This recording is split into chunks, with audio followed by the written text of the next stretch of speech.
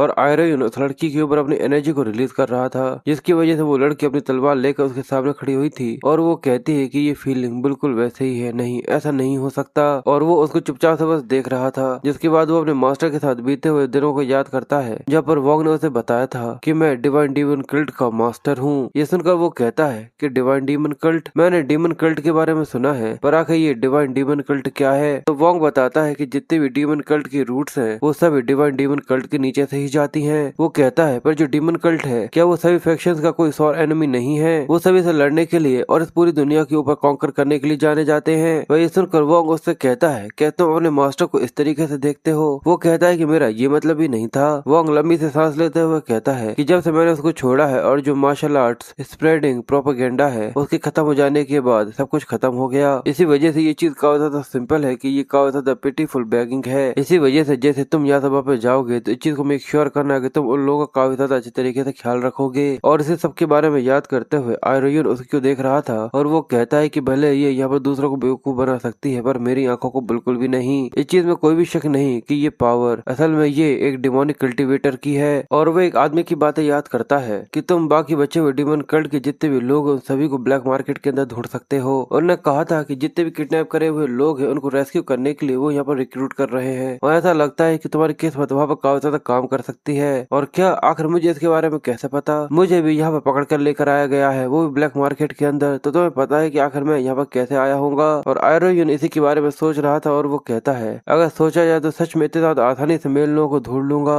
आखिर ऐसा किसने सोचा था कि उस बेवकूफ की बकवास सच में इतनी ज्यादा काम की भी हो सकती है। वो आदमी जो किसके साथ यहाँ पर आया था वो उससे कहता है कि अगर तुम इस तरीके से घूर क्यों रहे हो, क्या तुम उसके ऊपर हमला नहीं करोगे। पर ये सुनकर वो उससे कहता है कि अपनी बकवास करना बंद करो। वो आदमी काफी कंफ्यूज था और वो कहता है क्या। आयरोन उससे कहता है क्या तुम बहरे हो, तुम्हारी सांसों में काफी ज्यादा बदबू है, इसलिए तुम अपना मुंह बंद रखो और बकवास भी। ये देखकर वो लड़की भी थोड़ी सी कंफ्यूज हो रही थी और वो आदमी एम्प्लॉयर से कहता है कि आखिर इस आदमी की दिक्कत क्या है। तो वो कहता है कि असल में मुझे भी इसके बारे में ज्यादा नहीं पता, मैं तो बस ब्लैक मार्केट से इसको यहाँ पर लेकर आ गया हूँ, तो मुझे भी ज्यादा चीजों के बारे में कोई भी आइडिया नहीं है। ये सुनकर वो आदमी कहता है अगर ऐसा तो चीज से जरा सा फर्क नहीं पड़ता ना कि अगर मैं इसे यहाँ पर जहाँ से मार डालूं। ये कहकर वो अपनी तलवार को लेकर आयरोन के ऊपर दे मारता है और उसकी तलवार के चिथड़े उड़ जाते हैं। ये देखकर वो काफी ज्यादा कंफ्यूज रह गया था क्योंकि आयरोन ने अपने ब्लैक स्पीयर को भी बनाकर उसे वहाँ पर ब्लॉक कर लिया था। वो ये देख हैरान था और वो कहता है कि मेरी तलवार जिसके ऊपर मैंने ऑरा को पूरी तरह से कवर किया गया था उसे इतनी ज्यादा आसानी से तोड़ दिया गया। एक मास्टर जो कि मेरे लेवल से काफी ज्यादा ऊपर हो या फिर शायद ये ट्रांसेंडेंटल लेवल पर हो सकता है, नहीं ये चीज बिल्कुल भी श्योर नहीं हो सकती। पर तभी बाकी लोग भी उसके सामने आ जाते हैं और कहते हैं आखिर अभी अभी ये किस तरीके की बकवास करी है इसने, सभी की सभी एक साथ इसके ऊपर हमला करो और इसे जान से यहाँ पर मार डालो।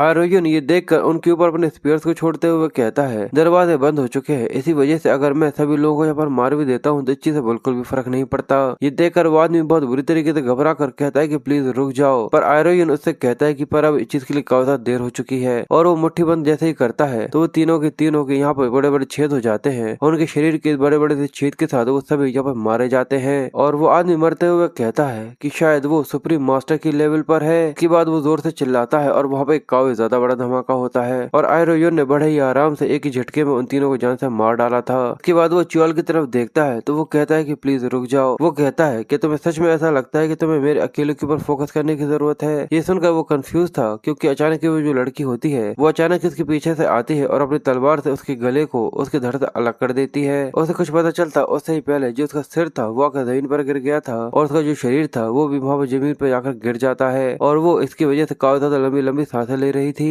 जिसके बाद आयरोन उससे कहता है तो चलो अब मेरी बारी है। पर वो लड़की अपनी तलवार के अपने पास रखते हुए कहती है कि नहीं, इस चीज का तो कोई सवाल ही पैदा नहीं होता, मैं इतनी भी ज्यादा बड़ी बेवकूफ नहीं हूँ कि ये जानकर कि मैं यहाँ पर मारी जाऊंगी उसके बाद भी तुम्हारे ऊपर हमला करूँ। बस थोड़े समय पहले तक मैं उस लड़के की पार्टी का एक हिस्सा हुआ करती थी पर तुमने अकेले ही उन सभी को खत्म कर दिया, इसलिए इस तरीके से एक्टिंग मत करना कि जैसे कि हम दोनों एक ही तरफ हों। तुम्हारे खुद के तुम्हारे पास कुछ गोल्स होंगे, व्हाटएवर, मेरे पास भी कुछ गोल्स हैं, इसलिए क्या तुम मेरी मदद करोगे और क्या इसी वजह से तुम मेरी जान को बख्श सकते हो। वो कहता है तब क्या होगा अगर मैं सच में तुम्हारी जान लेना चाहूँ। ये सुनकर वो लड़की काफी ज्यादा घबरा गई थी और हिचकिचाते हुए कहती है अगर तुम सच में मेरी जान लेना चाह रहे होते तो तुम कब की मेरी जान ले चुके होते। देखकर वो कहता है कि तुम सच में काफी ज्यादा शार्प हो। जिसके बाद अचानक ही जब वो लोग बातें कर रहे थे पूरी पूरी जगह हिलना चालू हो जाती है और पूरे में कंपन आना चालू हो गई थी और वो लोग देखते हैं कि पीछे से काफी ज्यादा बड़ा सा मॉन्स्टर था जो कि अपने बड़े से हथियार के साथ उन दोनों की तरफ ही बढ़ रहा था। आयरोन उसको देखकर कहता है, लगता है कि तुम गेट के बॉस हो। इसलिए आयरन उस लड़की से कहता है कि तुमने कहा था कि तुम मेरी मदद चाहती हो, इसलिए जाओ सबसे पहले इसको यहाँ पर खत्म करो और हम लोगों को यहाँ से बाहर निकालो। ये देखकर वो कहती है कि ठीक है, और जैसे ही वो मॉन्स्टर उन लोगों के ऊपर अपने बड़े से हथियार के साथ हमला करने के लिए आगे बढ़ता है, ये देखकर वो लड़की अपनी तलवार को निकालकर उसकी तरफ बढ़ना चालू कर देती है और काफी ज्यादा आसानी से हमें खून की छींटे दिखाए जाते हैं, क्योंकि उस लड़की ने उस बड़े से मॉन्स्टर को यहाँ पर खत्म कर दिया था। जिसके बाद गेट के बाहर हमें एक हाथ दिखाया जाता है और हमें पता चलता है कि वो लोग काफी ज्यादा आसानी से बाहर आ गए थे, और जो उसके साथी थे वो च्योल के ऊपर चिल्लाते हुए कहते हैं कि तुम कमीने, तुम जरूर रनर के अंदर सड़ोगे। वो लड़की उससे कहती है, मुझे ऐसा लगता है कि हम लोगों को उसकी ज्यादा आसानी से यहाँ से जाने नहीं देना चाहिए। और हमें पता चलता है कि असल में इस लड़की का नाम ईयुन है, और वो सभी के सभी उसके सामने झुकते हुए उसका शुक्रिया करते हैं और कहते हैं कि तुम्हारा हमारी जान बचाने के लिए बहुत बहुत शुक्रिया। जिसके बाद वो उससे पूछते हैं, पर आखिर तुमने ये छुपा कर क्यों रखा हुआ था कि तुम एक मार्शल आर्टिस्ट हो और हमारी पार्टी को एक न्यूबी की तरह ज्वाइन किया था। तो वहाँ पर उसके साइड में एक गाड़ी खड़ी हुई थी जहाँ पर एक बॉडीगार्ड खड़ा था। वो कहता है कि ये सारी चीजें तुम्हें समझा देगा। वो बॉडीगार्ड उससे कहता है कि मैं तुम सभी को घर छोड़ दूंगा और रास्ते में तुम्हें सारी चीजें समझा दूंगा। ये सुनकर वो तीनों ही कहते हैं कि ठीक है, और जाकर उस गाड़ी के अंदर बैठ जाते हैं। इसके बाद ईयुन आयरोयुन से कहती है, तो बताओ आखिर अब मैं तुम्हारी मदद कैसे कर सकती हूँ। वो कहता है, सबसे पहले मुझे तुमसे एक चीज पूछनी है। तो वो कहती है कि हाँ पूछो, बताओ हेवनली सेक्ट या फिर ब्लड सेक्ट। ये सुनकर वो काफी ज्यादा हैरान हो गई थी और कहती कि आखिर तुम्हारा मतलब क्या है, क्या तुम कोई डीमन कल्ट मेंबर नहीं हो। ज्यादा चिंता मत करो, मेरा इस चीज में जरा सा भी इंटरेस्ट नहीं है कि मैं तुम्हारे बारे में जाकर रिपोर्ट करूँ। जिसके बाद यून की आंखों में भी एक अलग तरीके की चमक आ जाती है और वो उससे कहती है, क्या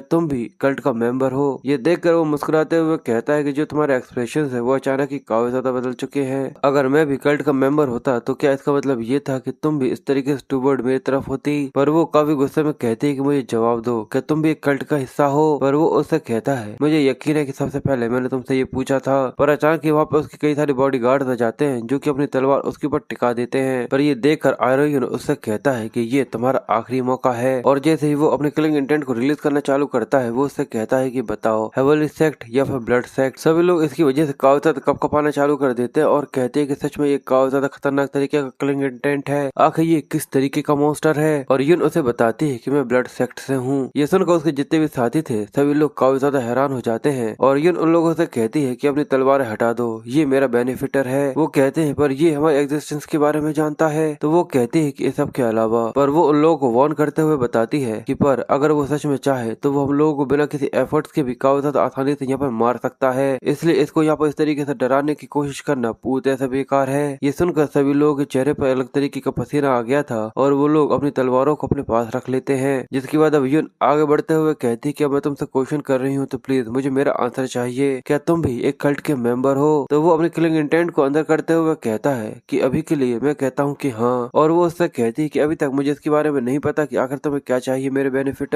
मैं तुमसे वादा करती हूँ कि मैं हर एक चीज में तुम्हारी मदद करूंगी। तो क्या अब तुम मुझे बता सकते हो या फिर नहीं, जिससे हम लोग एक साथ आगे बढ़ सके। ये सुनकर आयरोयुन के चेहरे पर मुस्कुराहट आ जाती है और वो कहता है, तो चलो आगे बढ़ते हैं। जिसके बाद अब वो दोनों ही कार के अंदर बैठे हुए थे और कार अपनी मंजिल की तरफ जाना चालू हो चुकी थी। जहाँ पर वो उस लड़की को देखता है, वो कहती है कि प्लीज थोड़ा सा मुझे समय देना, क्योंकि ये चीज सच में काफी सफोकेटिंग है। और ये कहकर वो अपनी खाल को निकालना चालू कर देती है, जो देखना उसके थोड़ा सा कंफ्यूजिंग था। और जैसे ही वो अपने मास्क को निकालती है तो आयरोयुन को भी ये पता चलता है कि असल में ये एक तरीके का मास्क था। और अब वो अपने बालों को खोल लेने के बाद पहले से और भी ज्यादा खूबसूरत सी लगने लग गई थी। ये देखकर आयरोयुन उसकी तारीफ करते हुए कहता है, सच में तुम काफी ज्यादा खूबसूरत हो। वो कहती है कि तुम्हारा बहुत बहुत शुक्रिया, तो क्या ये भी तुम्हारा रियल चेहरा है। तो वो कहता है कि हाँ, बस थोड़े से ही बदलाव हुए हैं। और अब यहाँ पर राइटर ने उसके नाम को बदल दिया है, जो कि पहले आयरोयुन था, अब उसे यहाँ पर केवल रुन कर दिया है। और अब मैं भी इसे यहाँ से आयरोयुन ही बोलूंगा, इसलिए आप लोग प्लीज कंफ्यूज मत होइएगा। रुन उससे कहता है कि हाँ बिल्कुल, तुमने बिल्कुल सही कहा। और वो उससे कहती है, सच में अगर ऐसा ही है। पर तभी वो उसे टोकते हुए कहता है कि अब क्वेश्चन करने की बारी मेरी है। और वो उससे पूछता है कि जो होंग की पार्टी थी, ऐसा लगता है कि उन्हें तुम्हारी आइडेंटिटी के बारे में बिल्कुल भी कुछ भी नहीं पता था।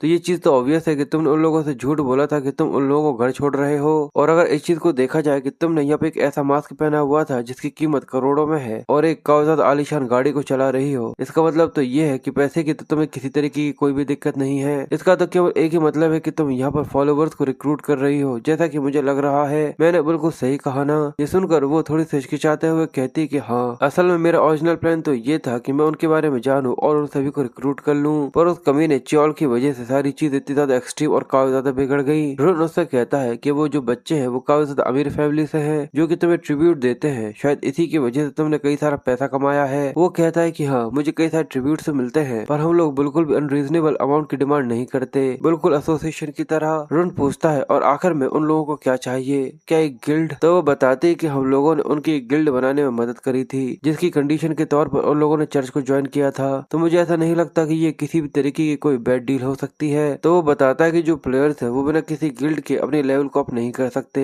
इसी वजह से उन्हें एक के ऊपर तो पूरे डेस्परेट रहना ही होगा। उसके बाद अब वो कहते हैं कि अब लगता है क्वेश्चन करने की बारी मेरी है, तो मुझे बताओ कि आखिर तुमने गेट के अंदर किस तरीके की मार्शल आर्ट को इस्तेमाल किया था। रोन कहता है कि तुम यहाँ पे मेरे मार्शल आर्ट के बारे में जानना चाहती हो, वो भी तुरंत ही, वो तो कुछ जरूरत से ज्यादा ही अग्रेसिव है, क्या तुम्हें ऐसा नहीं लगता? वो कहते हैं कि मैंने तुम्हें कल्ट के सीक्रेट के बारे में बताया है, तो लगभग मुझे इसके बारे में तो जानना ही चाहिए। मैंने बिल्कुल सही कहा ना? पर वो कहता है कि मैं इसे यहाँ पर तुरंत इस्तेमाल नहीं कर सकता। ये सुनकर वो कहती है, तो वो कहती है कि तुमने एक पीक मार्शल आर्टिस्ट के हेड को तुरंत ही चकनाचूर कर दिया था और तुम ये कह रहे हो कि तुम अपने मार्शल आर्ट को इस्तेमाल नहीं कर सकते। वो कहता है कि ये सिमिलर है किसी शूटिंग ब्लूड की तरह, तो क्या तुम इसे किसी मार्शल आर्ट की तरह काउंट करोगी? जिसके बाद अब वो कहता है कि मेरी बारी, तो मुझे बताओ कि आखिर तुम ब्लैक मार्केट के अंदर क्या कर रही थी? वो कहती है कि तुम मेरे स्पेशल मिशन के बारे में कह रहे हो, हम लोग फॉलोवर्स के मिशन को एक्सेप्ट करते हैं जिससे हम लोग एक्सपीरियंस को गेन कर सके। वो कहता है जैसे कि किडनैपिंग, मर्डर और एग्जाम्पल के लिए ऐसी ही चीजें। ये सुनकर वो गुस्से में चिल्लाते हुए कहती है कि हमारे कल्ट को इस तरीके से कचरे की चीजों के साथ कंपेयर बिल्कुल भी मत करो। हम लोग बस रेड प्लेयर्स को ही हंट करते हैं और जो नार्कोसिस्ट वंडरर होते हैं उन सभी को,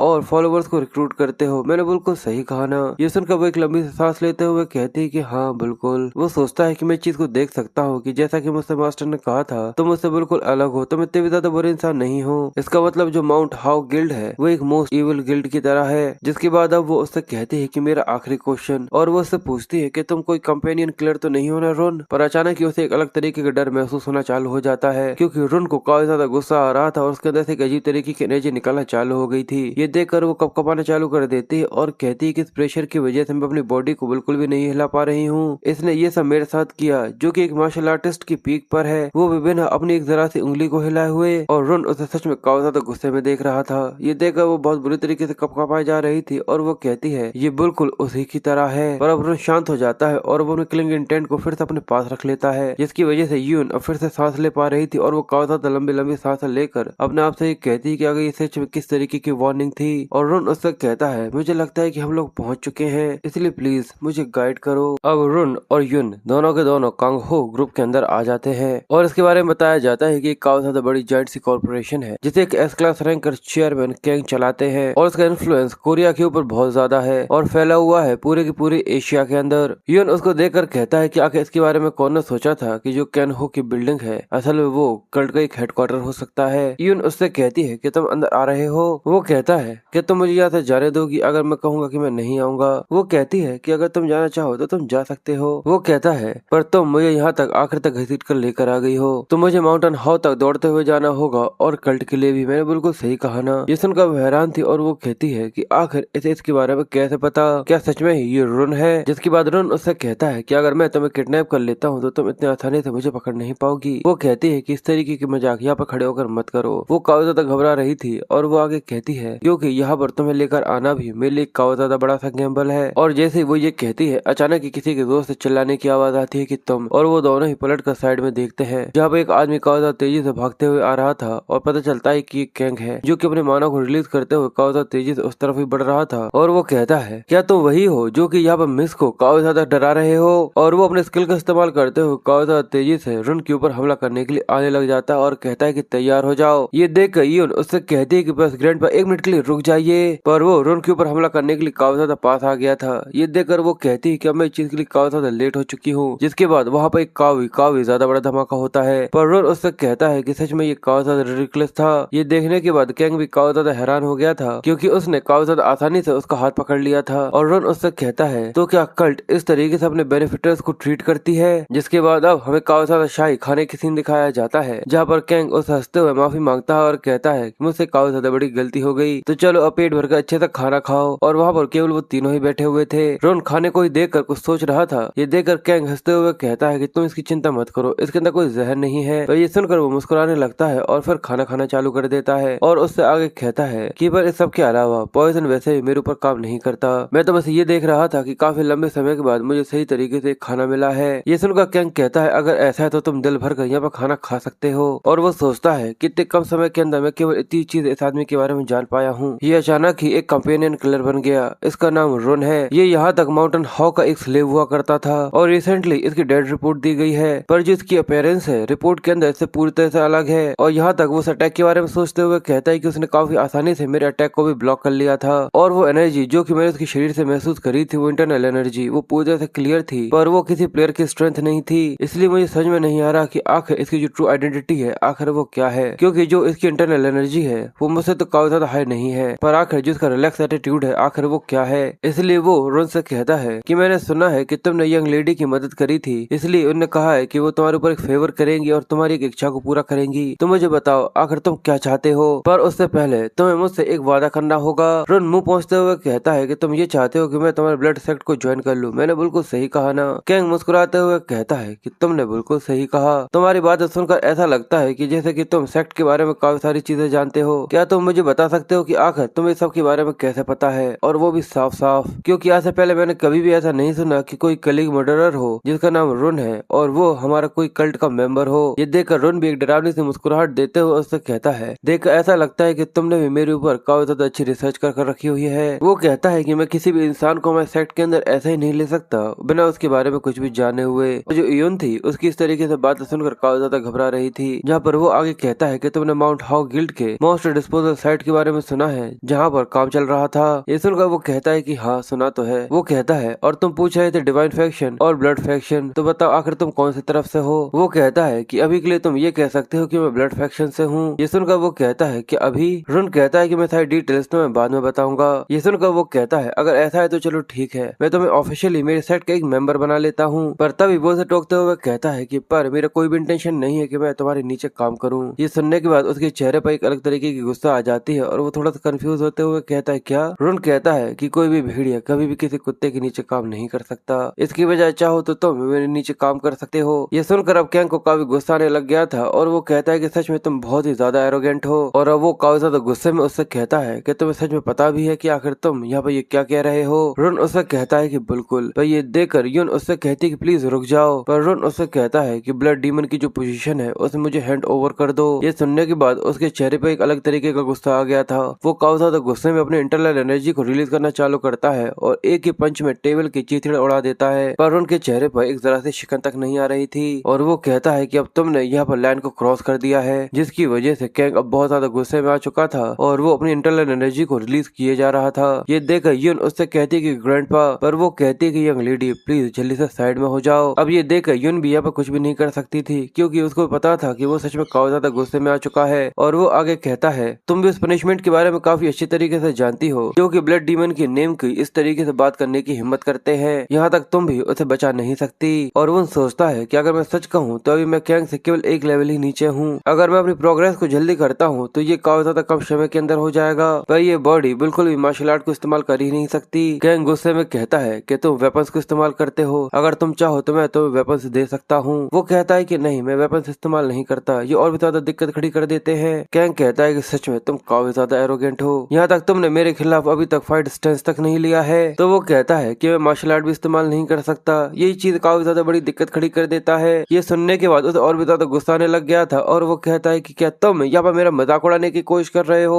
और उसके अंदर सेंट्रल एनर्जी का एक ब्लास्ट होता है जो कि पूरी जगह को राख करना चालू कर दिया था। इसकी वजह से कांच की खिड़कियां पूरी तबाह हो जाती हैं। और ये देखकर रुन कहता है कि तुम सीरियस हो। और कैंग कहता है क्योंकि यहाँ पे कुछ भी ऐसा नहीं जिसकी तुम्हें तैयारियां करनी है तो आ जाओ, क्योंकि यंग लेडी ने तुम्हारे ऊपर एक फेवर किया है, इसलिए मैं तुम्हें सबसे पहले 3 सेकंड्स देता हूँ। रुन कहता है कि सच में जो ब्लड सेक्ट है वो हमेशा इतना ज्यादा ऑनरेबल होता है। वो कहता है कि ये सब इसी वजह से क्योंकि हम लोगों ने तुम्हें एक गेस्ट की तरह ट्रीट किया है, ना कि किसी दुश्मन की तरह। यून अभी भी उससे बात करने की कोशिश कर रही थी और वो कहती है कि ग्रैंडपा, क्या हम लोग इसके लिए बैठ कर बात नहीं कर सकते प्लीज। पर वो कहता है कि यंग लेडी प्लीज जल्दी से साइड में हो जाओ। जिसके बाद वो रुन को भी समझाने की कोशिश करती कि अभी भी यहाँ पर मौका है, प्लीज यहाँ पर माफी मांग लो और ये सब बंद हो जाएगा। पर ये देखकर कैंग उसके ऊपर चिल्लाते हुए कहता है क्या ये आदमी असल में तुम्हारे लिए है कौन जिसके लिए तुम इतने ज्यादा आगे बढ़ रही हो। रुन सोचता है कि मुझे भी ऐसा लगता है कि ये चीज तुम्हारे लिए बिल्कुल भी सेंस नहीं बना रही होगी। यहाँ तक कैंग को भी ये समझ में नहीं आ रहा कि आखिर वो यहाँ पर ये सब क्यों कर रही है। एक ऐसा रिलेशनशिप जो कि बड़ी मुश्किल से बस यहाँ पर तैयार होना चालू ही हुआ है। यहाँ तक भले ही मैंने इसकी जान बचाई हो, पर फिर भी ये कुछ जरूरत से ज्यादा ही है। ये काफी ज्यादा अच्छी तरीके से इस चीज को जानती है कि मैं वही हूँ जो कि इस ब्लड सेक्ट की क्राइसिस को यहाँ पे बचा सकता है, क्योंकि जो कैंग की जो ट्रू आइडेंटिटी है वो कहता है जैसा कि मुझे लगा था कि तुम एक प्रीस्टेस हो। ये सुनकर वो हैरान हो गई थी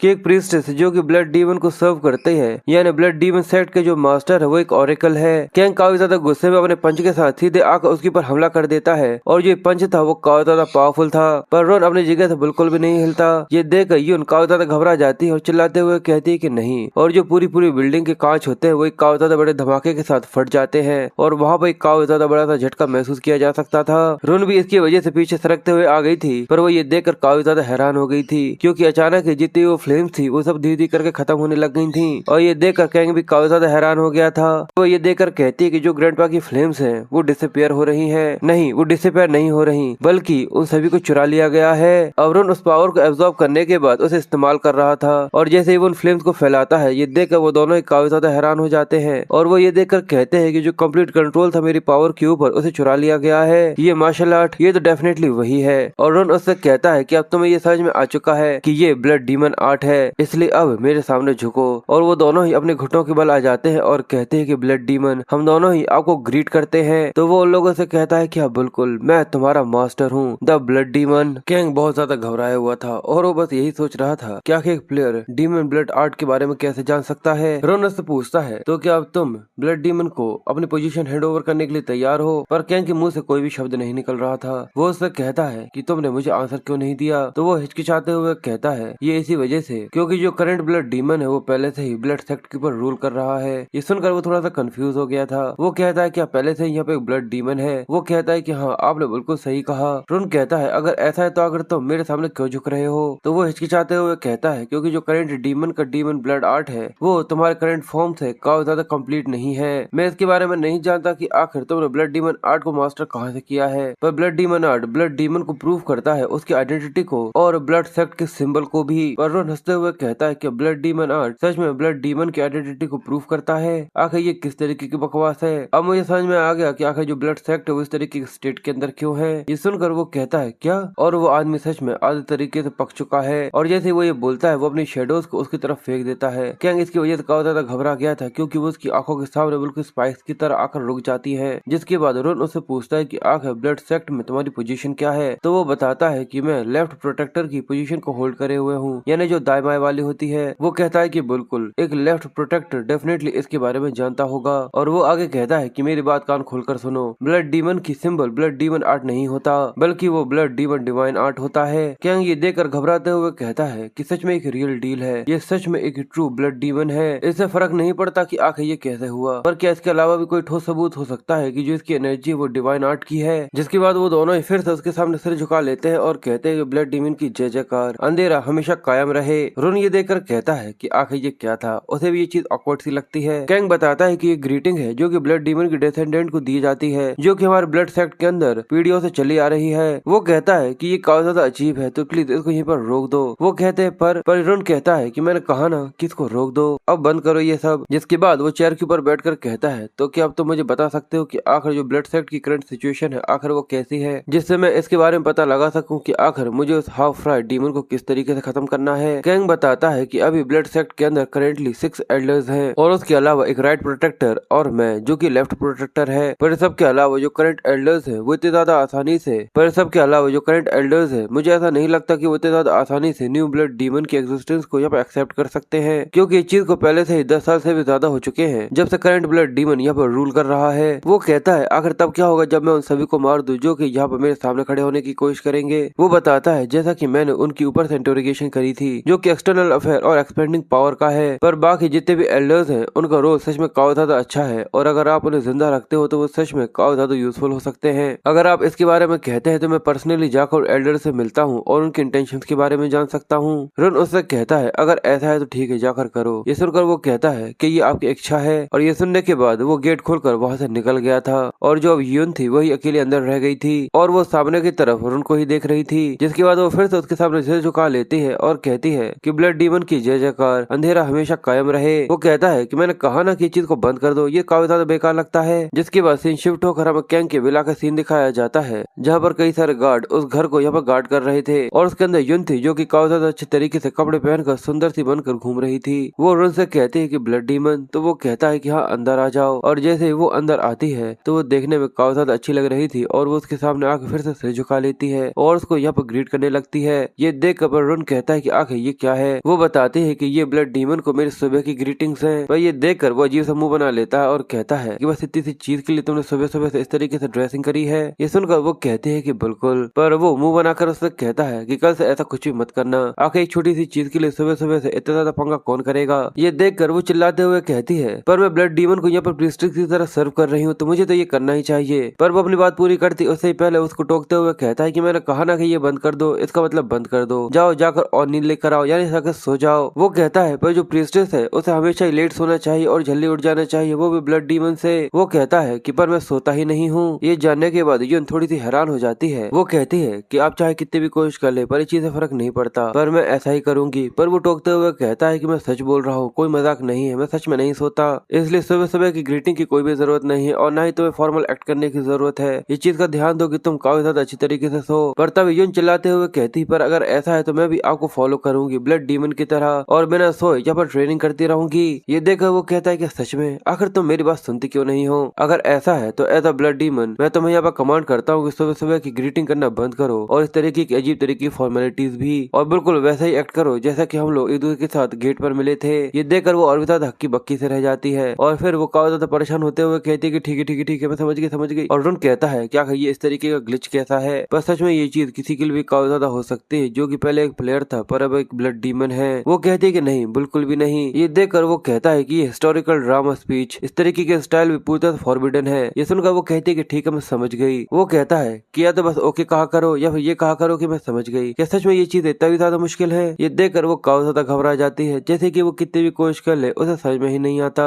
इसलिए वो कहती है कि ठीक है। वो कहता है कि ये अच्छा है। और जो लेफ्ट प्रोटेक्टर है क्या उसकी तरफ से कोई शब्द आए हैं या फिर नहीं। यून कहती है कि नहीं, अभी तक मैंने उनके बारे में कुछ भी नहीं सुना है। वो कहता है कि ठीक है, इस चीज से फर्क नहीं पड़ता कि आखिर क्या हुआ हो, पर जो मेरा रोल है वो पहले से ही डिसाइडेड है। यून पूछती है आखिर वो क्या है। वो कहता है कि आखिर और क्या हो सकता है, मैंने कहा था ना कि मैं जाकर उस आधे पक्के डीमन को जाकर खत्म करूंगा। और तुम भी ये जानती हो ना कि इस दुनिया में जो कि सबसे ज्यादा स्ट्रॉन्गर होता है वही सबसे ज्यादा ऊपर जाकर रह सकता है। इसलिए अगर मैं सभी लोगों को ये दिखा देता हूँ कि मैं उस आधे पक्के यानी हाफ राइट से काफी ज्यादा स्ट्रॉन्गर हूँ तो फिर सारी चीजें यहाँ पर रिसॉल्व हो जाएंगी। पर उस सबसे पहले मुझे और भी ज्यादा ट्रेनिंग करने की जरूरत है, इसलिए इस विला के अंदर जरूर कोई ना कोई ट्रेनिंग हॉल तो जरूर होगा। मैंने बिल्कुल सही कहा ना, तो चलो मुझे वहाँ पर लेकर चलो। और फिर वो अपने मास्टर के साथ समय को याद करता है जहाँ पर वो अपने मास्टर से पूछता है कि आखिर आप मुझे मार्शल आर्ट टेक्निक्स कब सिखाएंगे मास्टर। वो कहता है कि सच में ये काफी ज्यादा अच्छा सवाल है। अभी तक तुम जो भी हम लोगों से यहाँ पर सीखे हो देखकर ऐसा लगता है कि हम लोग हमारी पूरी पावर्स को इस्तेमाल कर सकते हैं। अगर मैं दूसरी भाषा में कहूँ तो हम लोग अलग अलग लेसन सिखाकर बिल्कुल किसी मशीन के अंदर जिस तरीके से गियर्स लगाते हैं उसी तरीके से तुम्हारे अंदर गियर फिट कर रहे हैं। इसका मतलब ये है कि एबिलिटी को इस्तेमाल करने से पहले उन सभी को चलाकर देखना पड़ता है और अगर तुम पूरी तरह से फेल हो जाते हो एक्वायर करने के लिए उस स्पेसिफिक स्ट्रेंथ को और साथ ही उस पावर को भी सही तरीके से इस्तेमाल नहीं कर पाते तो ये बिल्कुल वैसा ही होगा जैसे कि किसी गियर को पूरी तरह से न लगाने से पहले ही उसे रोटेट करना चालू कर दिया जाए और जबरदस्ती उसके अंदर ताकत लगाई जाए। तो इसलिए सबसे पहले तुम्हें ब्लड डीमन डिवाइन आर्ट को सीखना होगा। उससे पहले ना ही तुम किसी तरीके के वेपन को इस्तेमाल कर सकते हो और ना ही किसी आर्ट को। और एक बार जब तुम खुद से ही इस चीज को एक्सपीरियंस कर लोगे तो तुम्हें काफी ज्यादा अच्छी तरीके से ये समझ में आना चालू हो जाएगा। और ये क्या कर सोर्ड किंग की तलवार लेकर उससे कहते तो चलो इसको घुमा कर देखो। और जैसे ही वो उस तलवार को घुमाना चालू करता है हमें काफी ज्यादा खून के छींटे दिखाए जाते हैं और वो जोर से चिल्लाना चालू कर चुका था। जिसके बाद सीन फिर से प्रेजेंट में आ जाता है और वो कहता है कि मैं फिर से उस पेन को इमेजिन भी नहीं करना चाहता, इसके बजाय मैं अपनी बॉडी ट्रांसफॉर्मेशन टेक्निक को कंप्लीट कर लूंगा, वो भी 10-10 बार। पर ऐसा मैं बिल्कुल भी नहीं करूंगा। और ये कहते हुए वो कल्टीवेशन में लगा हुआ था जहाँ पर वो कहता है कि उस ड्रैगन ब्लड का बहुत बहुत शुक्रिया जिसकी वजह से मैं ब्लैक ड्रैगन की 5th स्टेज तक पहुंच चुका हूँ। पर उसके बाद भी ये इनकम्प्लीट है, अभी तक मैंने उसे पूरी तरह से एब्जॉर्ब नहीं किया है। पर उसके बाद भी मेरे पूरे शरीर के अंदर यहाँ पर ड्रैगन ब्लड घूम रहा है। इसलिए मैं जैसे ही जितने भी अननेसेसरी वाइटलिटीज है उन सभी को अपने शरीर से खत्म कर देता हूँ तो जितने भी केवल प्योर एनर्जी रहेगी वही अकेली बाकी रह जाएगी। और ये कहते हुए उसके अंदर की जो एनर्जी थी वो काफी ज्यादा वायलेंट होती जा रही थी और वो सच में काफी ज्यादा पावरफुल और काफी ज्यादा खतरनाक तरीके की कल्टीवेशन में लगा हुआ था। और उस गेट के बाहर बैठी हुई यून ये देखकर कहती है कि इस चीज को एक हफ्ते से ज्यादा हो चुका है, आखिर असल में वो उस रूम के अंदर कर क्या रहे हैं। मुझे नहीं लगता कि वो किसी खाली ट्रेनिंग रूम के अंदर अपने ब्लड डिमोनिक आर्ट को ट्रेन कर भी सकते हैं। पर जैसे ही दरवाजा खुलता है तो उसके अंदर काफी ज्यादा धुआं बाहर निकल रहा था और वो ये देखकर काफी हैरान थी और वो कहती है ब्लड डीमन। पर वो ये देखकर काफी हैरान हो गई थी कि जो उसकी फिजिक थी वो पहले से और भी ज्यादा स्ट्रांग हो चुकी थी और वो ये महसूस कर सकती कि उसके अंदर से काफी ज्यादा इंटेंस प्रेशर निकल रहा था। और वो कहता है कि आखिरकार पूरी तरह से ये कंप्लीट हो चुका है, आखिरकार अब मैं ब्लड डीमन डिवाइन आर्ट की फाइनल स्टेज तक पहुंच चुका हूँ। और ये कहकर वो सच में काफी ज्यादा खतरनाक और काफी ज्यादा खुश लग रहा था। जिसके बाद अब रुन यहाँ पर खाना खाने के लिए बैठा हुआ था और वो बस खाना खा ही रहा था, पर जो यून थी वो दूर से खड़ी होकर उसको घूरे जा रही थी। ये देखकर वो कहता है क्या तुम्हें कुछ चाहिए। वो थोड़ी सी हड़बड़ा जाती है और वो सोचती है कि इस चीज को बस केवल एक हफ्ता ही हुआ है और ये पहले से काफी ज्यादा ताकतवर हो चुके हैं और वो इस चीज को साफ साफ देख पा रही थी। पर इस चीज का सवाल ही पैदा नहीं होता कि सच में ये एक ब्लड डीमन आर्ट है, पर वो तो एक ऐसी टेक्निक है जिसके लिए प्योर ब्लड की रिक्वायरमेंट होती है और एक ऐसे स्पेसिफिक रिचुअल की जो कि इसकी शुरुआत ही किया जाता है। तो आखिर वो इसे खाली ट्रेनिंग रूम के अंदर बैठकर कैसे कर सकते हैं। यून उसको देखकर कहता है कि तुम यहाँ पर खाने वाली हो या फिर नहीं। वो काफी ज्यादा हड़बड़ा गई थी और वो उससे कहती है नहीं, पर अगली बार मैं आपके लिए और भी ज्यादा अच्छा खाना बनाऊंगी। वो कहता है कि ठीक है, तुम सारी सारी चीजें डालो और उन सभी को मिक्स कर दो। मैंने तो बस तुमसे ये कहा कि तुम इसको खाने वाली हो या फिर नहीं। और वो साइड में देखते हुए कहता है कि इसके अलावा मुझे उन लोगों से गार्ड करने की जरूरत नहीं है जो लोग मुझसे काफी ज्यादा कमजोर हैं, इसलिए तुम सभी छुपना बंद करो और आ जाओ खाना खाओ। ये देखकर वहाँ पर छुपे हुए जितने भी निंजास थे वो सभी ये देखकर काफी हैरान हो जाते हैं। यून भी ये देखकर काफी सरप्राइज थी और वो कहती है क्या सच में ये यहाँ पर शैडो ब्लड गार्ड की प्रेजेंस को सेंस कर सकते हैं। और वो हमें शैडो ब्लड गार्ड के बारे में बताती है, एक ऐसा ग्रुप जो कि प्रोटेक्टर्स का होता है जिनको ग्रैंडफादर ने खुद ने काफी अच्छी तरीके से ट्रेन किया है और उन सभी के पास एक स्टेल्थ स्किल है जो कि पूरी असैसिन ग्रुप के अंदर सबसे ज्यादा फेमस है, जिसे द घोस्टली सोल वैली कहा जाता है। तो आखिर ये इतने ज्यादा आसानी से उन सभी को कैसे देख सकते हैं। और वो हाथ हिला, जिसके बाद अब सीन शिफ्ट होता है और हमें फिर से उसी खाली ट्रेनिंग ग्राउंड के अंदर उसे मेडिटेट करता हुआ दिखाते हैं। वो कहता है कि ये ट्रू ब्लड सच में काफी ज्यादा अच्छा महसूस होता है, मैंने लगभग ड्रैगन ब्लड को पूरी तरह से एब्जॉर्ब कर लिया है और अब समय आ गया है कि मैं ब्लैक ब्लड को ट्रू ब्लड के अंदर बदल दूं और प्योर ब्लड को रिफाइन कर उसे मेरे प्योर ब्लड लाइन कोर के अंदर फ्लो करना ये सबसे ज्यादा हाईएस्ट प्योरिटी है। बस केवल मैं यहाँ पर समय की वजह से ही लैग कर रहा हूँ क्योंकि मेरे पास समय की काफी ज्यादा कमी है। सबसे पहले मुझे ब्लड सेक्ट के ऊपर टेक ओवर करना होगा और यही सब सोचते हुए वो ट्रेनिंग कर बाहर आ गया था, जहाँ पर यून उसका इंतजार कर रही थी जो कि उसे कहती है कि खाना तैयार है सर। पर वो उस खाने को देखकर काफी ज्यादा हैरान हो रहा था क्योंकि उसके अंदर अलग तरीके का ही ऑरा निकल रहा था। वो कहता है कि मैंने कहा था कि मैं खुद से ये सब कर सकता हूँ और उसकी भी शक्ल देखने लायक थी। जहाँ पर यून उससे कहती है पर जब तक मैं यहाँ पर हूँ तो मैं ये देख ही नहीं सकती कि जो ब्लड डीमन है वो खुद ये सब करे। वो कहता है पर क्या तुम्हें ऐसा नहीं लगता कि सच में इसके अंदर कुछ जरूरत से ज्यादा ही चिल्ली पेपर है। ये सुनकर वो बहुत ज्यादा शॉक हो जाती है और वो सोचती है क्या जितना ज्यादा इसके अंदर ये होगा क्या उतना ज्यादा ये टेस्ट नहीं रहेगा। और वो जल्दी से उसके सामने सिर झुकाते हुए कहती है कि इस बेवकूफ लड़की ने सच में एक काफी ज्यादा बड़ा सा पाप कर दिया है, मैं अपनी जान देने तक लिए यहाँ पर पूरी तरह से तैयार हूँ। वो कहता है कि प्लीज यार ऐसा मत करो। जिसके बाद फिर उसे ऐसा लगता है जैसे कि वहाँ पर कोई खड़ा हुआ है और जैसे वो पीछे की तरफ देखता है तो पर वहाँ पर कोई भी नहीं था, उसे किसी की प्रेजेंस सेंस हो रही थी। ये देखकर यून उससे कहती है कि ब्लड डीमन। तो वो थोड़ा सा सीरियस होते हुए कहता है कि यहाँ पर एक गेस्ट है और बाहर खड़े हुए गार्ड्स एक आदमी के सामने अपनी तलवारों को तानते हुए कहते हैं कि हम लोग तुम्हें अंदर आने नहीं दे सकते।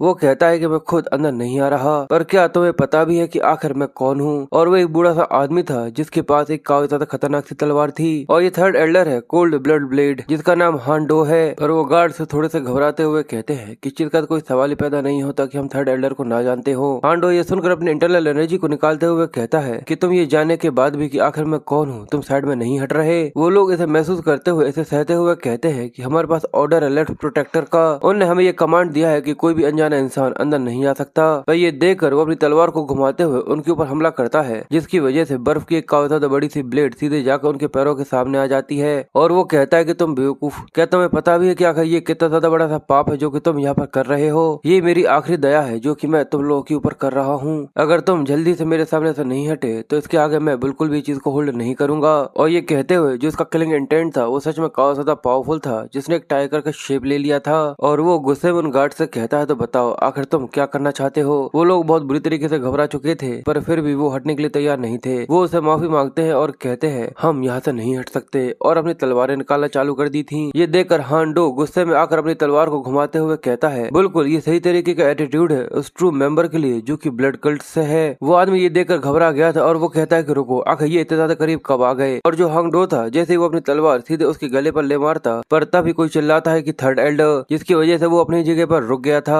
और पता चलता है कि अचानक उसके सामने ईवन आ गई थी जिसको देखकर उसने जल्दी से अपनी तलवार को रोक लिया था। वो कहता है कि मिस आखिर आप ये क्या कर रही हैं, अपनी जान को खतरे में डाल रही हैं। पर वो थर्ड एल्डर के ऊपर चिल्लाते हुए कहती कि आखिर आप ये सब क्या कर रहे हैं। लेफ्ट प्रोटेक्टर ने पूरी चीज ये कही थी कि आप लोगों को यहाँ पर आना बिल्कुल भी अलाउ नहीं है। पर वो कहता है कि मिस क्या सच में बिल्कुल मतलब इसके बारे में नहीं जानती कि जो लेफ्ट प्रोटेक्टर है आखिर वो क्या कर रहा है। वो उसे अलग कर रहा है, वो उस ब्लड कल्ट को अलग अलग कर रहा है जिसको हम लोगों ने यूनाइट कर रखा हुआ है। तो आखिर मैं खड़ा होकर इस चीज को कैसे देख सकता हूँ। तो वो कहती है कि मैं एक प्रीस्टेस हूँ और मैंने उस ब्लड डीमन को खुद से ही चूज किया है, क्या तुम्हें मेरे ऊपर भी भरोसा नहीं है। वो कहता है अगर ऐसा है तो क्या आप मुझे ये एक्सप्लेन कर सकते हैं कि वो प्लेयर आखिर ब्लड डीमन आर्ट टेक्निक को कैसे सीख सकता है। ये सुनकर वो शॉक हो गई थी। वो कहता है कि पास्ट में भी ऐसे कई सारे इम्पोस्टर्स थे जो कि क्लेम किया करते थे कि वो ब्लड डीमंस हैं। वो आदमी ऐसा भी हो सकता है कि वो डिवाइन फैक्शन का कोई स्पाई हो, और अगर सच में वो एक ब्लड डीमन भी है, पर तब भी एक आसमान के नीचे दो सूरज नहीं हो सकते। अगर ये चीज इसी तरीके से चलती रही तो आप दोनों ही, आप और लेफ्ट प्रोटेक्टर दोनों को यहाँ पर एक धोखेबाज कंसीडर कर दिया जाएगा। इसलिए ये चीज और भी ज्यादा आगे बढ़े उससे ही पहले मैं इस सबको यहाँ पर खत्म करना चाहता हूँ। और ये कहकर वो अपनी तलवार उसके सामने करता है और कहता है कि इसलिए प्लीज साइड में हो जाइए, मैं आपको और ना ही लेफ्ट प्रोटेक्टर दोनों को ही नहीं खोना चाहता। यून उससे थोड़ी सीरियस होते हुए कहते हैं कि मेरे ग्रैंडपा कभी भी आपको माफ नहीं करेंगे। हांगडो कहता है कि हाँ, मैं पहले से ही इस चीज के लिए पूरी तरह से तैयार हूँ, और अगर इसका मतलब ये भी होता है कि मैं लेफ्ट प्रोटेक्टर का एक दुश्मन भी बन जाता हूँ या फिर इसकी वजह से मेरी मौत भी हो जाती है, तब भी मैं इसके लिए पूरी तरह से तैयार हूँ और ये मेरी ड्यूटी है एज अ फ्रेंड। इसलिए प्लीज जल्दी से साइड में हो जाइए। इससे फर्क नहीं पड़ता कि आखिर आप कौन है, पर मैं इस चीज को और भी ज्यादा लंबे समय तक आगे नहीं बढ़ने दे सकता। और ये कहते हुए उसकी जो चिलिंग किलिंग इंटेंट थी वो पूरे में फैल चुकी थी। ये देखकर यून को भी काफी ज्यादा डर लगना चालू हो चुका था। पर हांगडो ये देखता है कि वो अपनी जगह से बिल्कुल भी नहीं हिल रही थी, इसलिए वो उससे कहता है कि मेरे इस रूडनेस के लिए मुझे माफ कर देना, और वो अपनी तलवार लेकर उसके ऊपर हमला कर देता है। पर अचानक ही वहाँ पर लेफ्ट प्रोटेक्टर यानी कैंग आ जाता है, जो कि पीछे से आकर हांगडो के ऊपर हमला कर देता है और वहाँ पर काफी ज्यादा बड़ा धमाका हो गया था। पर हांगडो ने अपनी बड़ी सी तलवार के साथ उसके अटैक को यहाँ पर ब्लॉक कर लिया था और वो सरकते हुए काफी ज्यादा दूर आ चुका था, और वही चीज को साफ साफ देख पा रहा था कि लेफ्ट प्रोटेक्टर वहाँ पर आ चुका है, जो कि उससे कहता है कि थर्ड एल्डर नहीं, मुझे कहना चाहिए कि हांगडो। और वो सच में काफी ज्यादा गुस्से में था। यहाँ पर उसकी जो किलिंग इंटेंट थी वो काफी ज्यादा खतरनाक दिख रही थी। इसकी वजह से पूरी पूरी जमीन पर क्रैक्स आना चालू हो गए थे, और वो काफी ज्यादा भयानक अपनी एनर्जी को रिलीज करते हुए कहता है कि आखिर यहाँ पर ये क्या हो रहा है।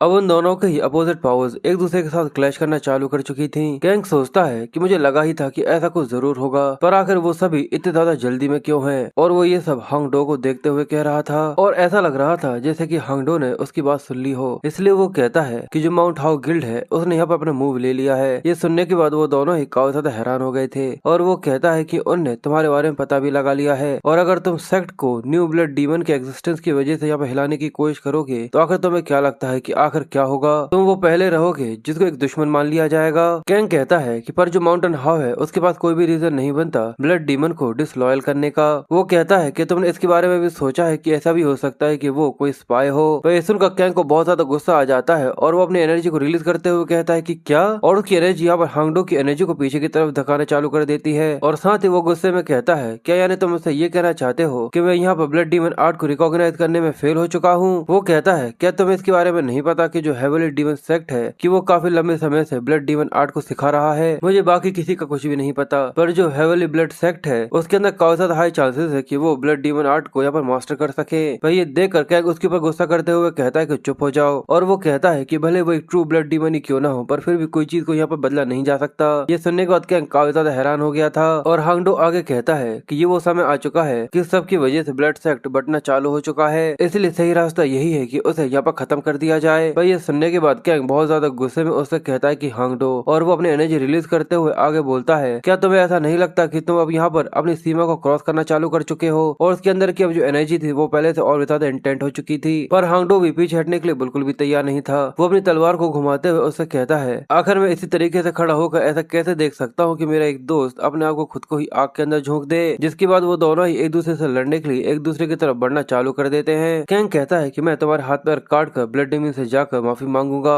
वो कहता है, अगर ऐसा है तो बस मुझे जान से मार डालो। जिसके बाद कैंग काफी ज्यादा गुस्से के साथ उसके ऊपर एक पंच मारता है, जिसकी वजह से वो पीछे सरक गया था। पर अचानक ही वो लोग आगे कुछ कर पाते उससे ही पहले रुन वहाँ पर आ जाता है, जो कि उन लोगों से कहता है कि चुप हो जाओ और ये सब यहीं पर रोक दो। जिसकी वजह से कैंग का पंच और हांगडो की तलवार दोनों एक दूसरे से टकराते टकराते रह गई थी। जिसके बाद हांगडो भी रुन की प्रेजेंस को सेंस कर काफी ज्यादा हैरान हो गया था। कैंग उसको वहाँ पर देखकर काफी हैरान हो गया था, और वो उससे कहता है कि मेरे ग्रीटिंग्स, जो कि ब्लड डीमन के लिए है। और ये बोलकर वो उसके सामने झुक जाता है, और हांगडो उसको देखकर काफी ज्यादा घबराते हुए कहता है कि मैं यहाँ पर उसकी प्रेजेंस तक को यहाँ पर सेंस नहीं कर पाया। कैंग उससे कहता है कि हांगडो, आखिर तुम ये क्या कर रहे हो, जल्दी से ब्लड डीमन के सामने जल्दी की जल्दी यहाँ पर अपने घुटने टेक दो। और वो रुन को देखकर कहता है कि अगर वो मेरे गर्दन के ऊपर निशाना लगाना चाहता तो इस चीज में कोई भी डाउट नहीं है कि अब तक मैं यहाँ पर मारा जा चुका होता। तो क्या इसका मतलब यही है कि सच में ये चीज पूरी तरह से सच है? और वो ये सब सोचते हुए पूरी तरह से पसीना पसीना हो चुका था और वो उसके बाल देखकर कहता है कि क्रिम्सन ईयर्स और उसकी आंखें जो पूरी तरह से लाल हैं, ये क्लियर एविडेंस है ब्लड डीमन आर्ट के, यानी ये एक ब्लड डीमन है और उसके अंदर से निकलने वाली एनर्जी उसके लिए भी काफी ज्यादा पावरफुल थी। इसलिए वो इस चीज को मानकर अपनी तलवार को अपने पास रख लेता है और उसके सामने झुकते हुए कहता है कि मेरी ग्रीटिंग्स न्यू डीमन लॉर्ड के लिए, और उसके सामने उसे ग्रीट करते हुए कहता है कि मेरी ग्रीटिंग्स न्यू ब्लड लॉर्ड, और वो उसके सामने अपने हाथ जोड़ते हुए कहता है कि मेरी ग्रीटिंग्स न्यू ब्लड डीमन के लिए। रुन उससे कहता है कि लेफ्ट प्रोटेक्टर, मैंने कितनी बार कहा है कि इस तरीके की फालतू चीजें करना बंद करो, मुझे ऐसी चीजें बिल्कुल भी पसंद नहीं है। ये सुनकर वो कहता है कि पर तभी वो उसे टोकते हुए आगे कहता है, पहले से जो ब्लड सेक्ट है वो पूरी तरह से बिखरना चालू हो चुका है, तो आखिर तुम उसके फॉलोअर्स के हाथ पैर काटने के बारे में क्यों सोच रहे हो? ये देखकर वो उससे कहता है कि प्लीज मुझे माफ कर दीजिए। जिसके बाद वो हांगडो के सामने आ गया था और वो उससे कहता है तो क्या तुम यहाँ पर मुझे मारने के लिए आए हो? पर हांगडो ये देखकर बहुत बुरी तरीके से घबराया हुआ था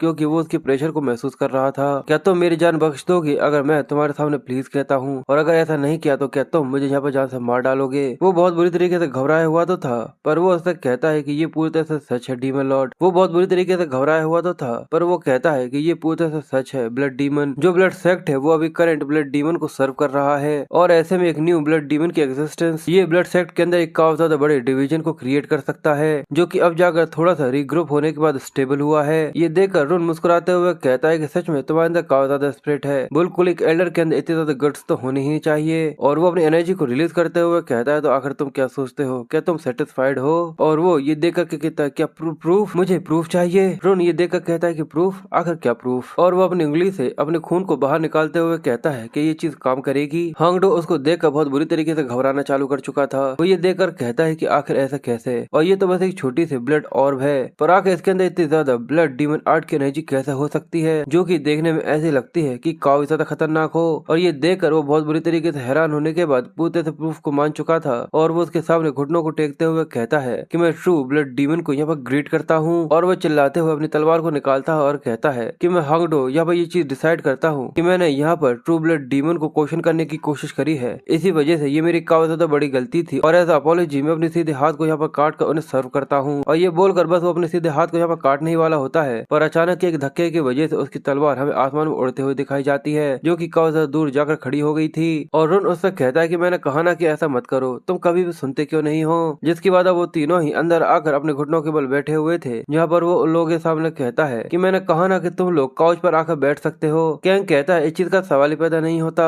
आखिर हम लोग एक सेम लेवल पर कैसे बैठ सकते हैं जब एक ब्लड डीमन बैठा हो? ये देखकर वो गुस्से में कहता है कि ठीक है, तुम्हें जो करना है वो करो। और कैंग उसको देखकर कहता है कि मैंने इस चीज को पहले भी महसूस किया था, पर अब ये चीज पूरे से क्लियर हो चुकी है, बस केवल एक ही हफ्ते के अंदर, केवल इतने से समय के अंदर ये पहले से और भी ज्यादा स्ट्रॉन्गर हो चुके हैं। इसलिए वो उससे कहता है कि शायद आप क्या ट्रांसेंडेंट डीमन स्टेज के अंदर पहुंच चुके हैं ब्लड डीमन? वो कहता है कि नहीं, अभी वहाँ नहीं। कैंग कहता है कि आपकी इस प्रोग्रेस को देखकर, जो कि काफी ज्यादा रैपिड है, मुझे ऐसा लगता है कि आप जल्दी ही डीमन स्टेज की ट्रांसेंडेंट लेवल तक जरूर पहुंच जाएंगे। पर तभी हांडो उससे बोलता है, पर जो करंट डीमन है वो पहले ही ट्रांसेंडेंट डीमन स्टेज तक पहुंच चुका है, और इसके अलावा जो करंट ब्लड डीमन के क्लोजेस्ट साइट है, यानी जो फर्स्ट एल्डर है, वो भी ट्रांसेंडेंट डीमन बन चुके हैं। इसलिए उनमें से ऐसा कोई भी नहीं है जो कि न्यू ब्लड डीमन की साइड उनको सपोर्ट देने के लिए बदल सके। यून उससे कहती है इसका तो बस केवल एक ही मतलब निकलता है, क्योंकि ब्लड डीमन की प्रोग्रेस इतनी ज्यादा फास्टर है जितना कि हम लोगों ने सोचा भी नहीं था। इसका मतलब तुम काफी ज्यादा जल्दी से ट्रांसेंडेंट लेवल पर पहुंचकर पर्सनली जाकर करंट ब्लड डीमन को हरा सकते हो। उसके बाद इस चीज से फर्क नहीं पड़ता कि यहाँ पर वो एल्डर्स ही क्यों ना हो, पर उनके पास कोई और चॉइस नहीं रहेगी न्यू ब्लड डीमन को एक्सेप्ट करने के।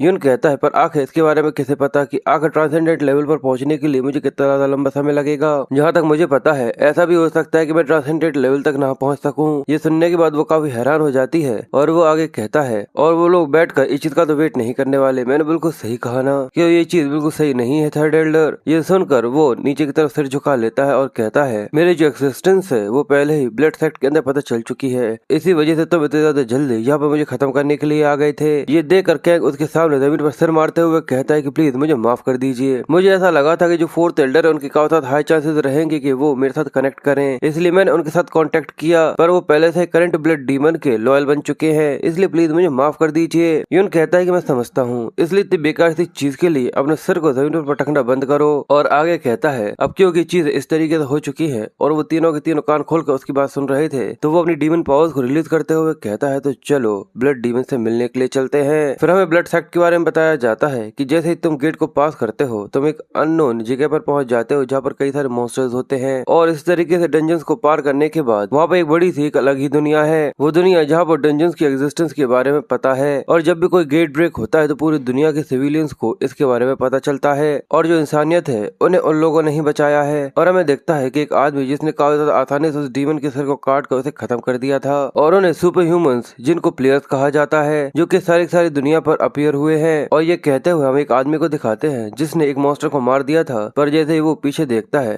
तो हमें आगे बताया जाता है पर फिर भी हम लोग इन लोगों को उन लोगों से कंपेयर नहीं कर सकते जो कि इन्वेडेड वर्ल्ड से यहाँ पर आए हैं, जो कि हजारों सालों से जिंदा है और ना जाने कितनी सारी चीजों से लड़े हैं। और हमें दिखता है कि आसमान में पेगासस के ऊपर वो अपनी पावर से बड़े से मॉन्स्टर्स को काफी ज्यादा आसानी से हरा दिया था, जहाँ पर एक प्लेयर केवल एक छोटे से मॉन्स्टर को ही मार पाया था। और आगे बताया जाता है कि आखिर में दुनिया को उनके यहाँ पर होने के बारे में इस चीज को एक्सेप्ट करना पड़ा था और जो यू है वो एशिया रीजन को कंट्रोल करता है और जो व्हाइट इन हार्ट है वो वेस्टर्न टेरिटोरीज को इनहिट करता है और उनने ही इस दुनिया को पूरी तरह से उनके इन्फ्लुएंस के अंदर बांट लिया है। इसका मतलब यही है कि जो यू है वो डोमिनेट करता है सबसे ज्यादा कोरिया की काफी ज्यादा जगहों पर और जो लोगों के दुश्मन है जितने भी यू की फोर्सेस है वो सभी ब्लड सेक्ट की है। इसी वजह से एक ऐसी सेंचुरी के अंदर जाना जो कि सभी लोगों की नजरों के सामने होने के बाद भी सभी लोगों से छुपी हुई है और हमें एक काफी ज्यादा बड़ा सा गेट दिखाया जाता है जिसको देखने में वो बिल्कुल किसी काफी ज्यादा बड़े घर की तरह दिख रहा था। रुन उसको देखकर कहता है मैंने ऐसा सोचा नहीं था कि वो ओरिजिनल बिल्डिंग के साथ उसको इस तरीके से ब्लेंड कर देंगे। इस तरीके के गेट वो खान रिवर पर भी है। रुन बताती है कि मैंने चीजों को थोड़ा सेंचुरी कर लिया था क्योंकि ये चीज अगर सोची जाए तो ये दरवाजा है जो कि ब्लड किंग के कैसल के अंदर ही लेकर जाता है, जो कि काफी ज्यादा ऑर्डिनरी सी चीज तो नहीं है। वो कहता है कि तुम इसको छुपाने की कोशिश कर रहे थे। वो कहती है कि ये फैक्ट है क्योंकि आप यहाँ तक आ चुके हैं, इसका मतलब ये है कि आपने ब्लड सेक्ट की जितनी मैजिकल ट्रैप्स और डिफेंस उन सभी को तोड़ दिया है,